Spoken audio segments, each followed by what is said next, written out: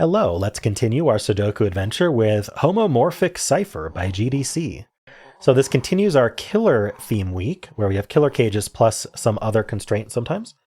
Hope you're enjoying it. So let's go over the rules to this one. It's got a cipher in it. So we do have normal 6x6 Sudoku rules. So in every row, every column, and every 2x3 box, we are placing the digits 1 to 6 exactly once each. We also have cages in the grid. So these cells surrounded by cages. Cages sum to the value in the top left, but the value has been ciphered. We'll explain that in a second. But the digits in the cage sum to the value in the top left, and digits do not repeat in a cage. So if this was a 1, this could not also be a 1. Even though Sudoku would allow it, the cage does not. We also have a cipher. So all digits in cage totals have been replaced by letters. Each letter always represents the same digit, and we can see from this column actually that all the letters are also different. So we have 6 different letters, A through F, for 1 through 6. Each letter is the sum, so these two sum to whatever C is, these two sum to whatever E is. This FD here is a 2-digit number telling us that you read it as a 2-digit number. So let's say F was 2 and D was 1, then this would sum to 21.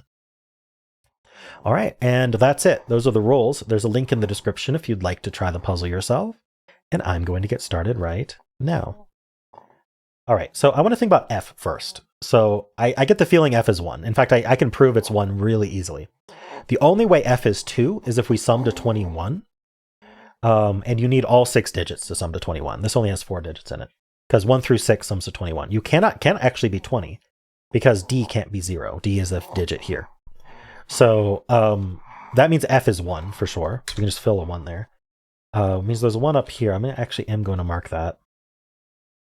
Which digit is 2 is kind of my question, because a 2-digit cage can't add to 2. It can add to 3 minimum. So B, C, and E are not. So B, C, and E are definitely not 2. And then A has to sum to at least 6. So A is definitely not 2. In fact, A is given as a 6. So we actually get that 2 is our D. D is 2, and then A is 6. And the A is 1, 2, 3. These aren't the 2. So that's our 2. So B is something. Let's actually just fill out what's left. We need the 3, 4, 5. So that we know FD then. FD is 12. 12 and 4 is pretty open. The reason I know that is because 10 is the minimum. And so 11 would be forced, but 12 would have 2 ways to add. And okay, we know there's a 2 in here somewhere. That doesn't really help me. We know there's not a 1, 3 here. So we can't have both 1 and 3. So let's think about this actually. What's the minimum we could do? Well, we could do, I'm just going to fill it out here. We could do a 1, 2, but if we include the 2, we can't also include the 3 because we have this 1, 3 pair here. So none of these are 1, 3. So then we have to skip the 3 and we do 4, 5. Now 1, 2, 4, 5 is 12. So that's what it is. All right. So we actually do need the 1 to be here. That gives us 3 and 1. And then this is 2, 4, 5. So this sees that 2, 4, 5 triple. This is not just a rubric. This is part of the puzzle. So this has to be the 3. So we know C is 3, making this a 1, 2. So that's 2, that's 1. This is a 6. This is a 1. B is 4 or 5. So this has to be 3 or 4. So 1 plus 3 or 4. E is also 4 or 5. E cannot be 4, because 4 would have to be a 1, 3. And look, this can't be 1 or 3.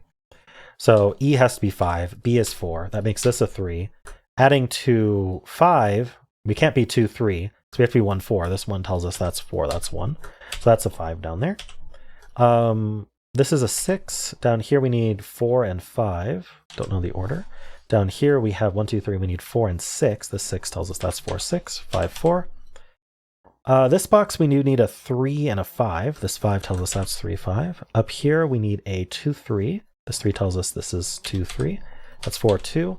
3 dudes in the corner. We have a 5, 6. This 6 says that's 5, 6.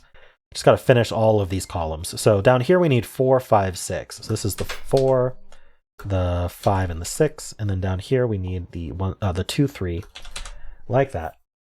And we're done. All right. I liked this logic for the 12 cage, actually. I was actually surprised that because of the 1-3 pair we had here, there was only one way to fill it. So that was neat. And thinking about minimums is always helpful, especially like if you've eliminated a small digit, think about minimums. If you've eliminated a high digit, think about maximums, would be my tip. Or if the cage total is already pretty small, think about minimums. If it's already pretty large, think about maximums. But in general, min-maxing, always a good thing in Sudoku and Dungeons and Dragons, right? All right, anyway, let me know how you did, and if you enjoyed this, why not leave a like, subscribe, and a kind comment below.